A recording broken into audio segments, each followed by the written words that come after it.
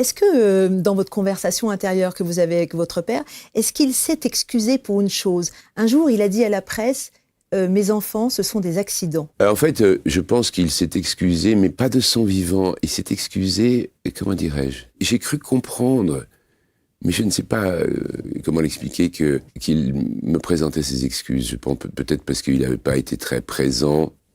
Les acteurs, surtout directeurs de théâtre, metteurs en scène, ils ont des horaires impossibles pour un enfant, on les voit jamais. En revanche, il y a un sentiment que je n'arrive pas à vivre et à partager, enfin à comprendre, c'est d'avoir du... Vous savez, quand on en veut aux gens, il y a un mot... Du ressentiment. Oui, mais il y a autre chose. Rancunier. Voilà. Moi, je suis pas rancunier parce que j'oublie. Mais j'oublie, on peut pas, je vais faire des grandes bises à quelqu'un qui m'a fait une saloperie. C'est bien, cela dit. Hein. Mais faculté d'oubli totale, mais lui, non.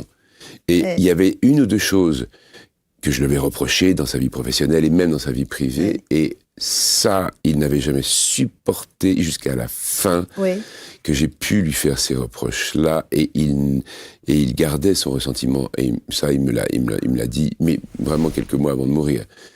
Il y avait des choses qu'il ne me pardonnait pas.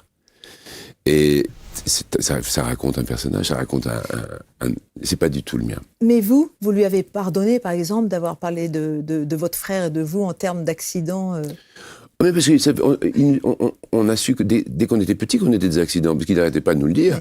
Et comme on a entendu ça régulièrement. Mais Lambert Wilson, comme il n'arrêtait pas de dire aussi qu'il vivait seul, retiré dans un moulin... sans famille. Voilà. Alors qu'on existait. Ouais. Ça a laissé des traces, des marques en vous?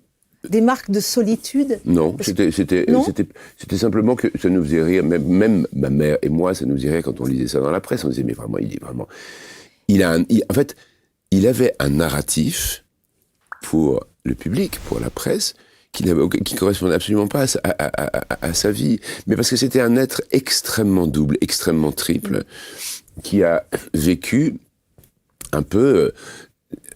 dans une sorte de mensonge, dans une recréation de la vérité. C'est un peu le problème des acteurs aussi, qui choisissent l'illusion.